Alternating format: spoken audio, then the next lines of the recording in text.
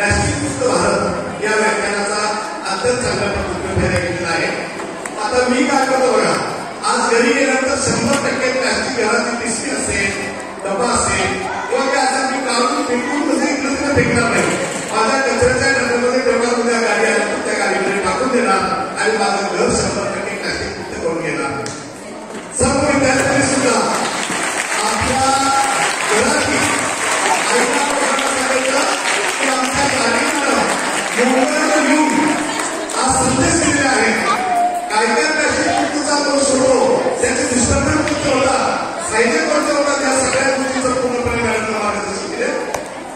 त्याची अंमलबजावणी मध्ये आपल्या आईसाहेबास आपल्या वडिलांस विद्यार्थ्यांनी घरी जाऊन सांगायचं आहे आपलं घर 100% प्लास्टिक मुक्त करायचं आहे.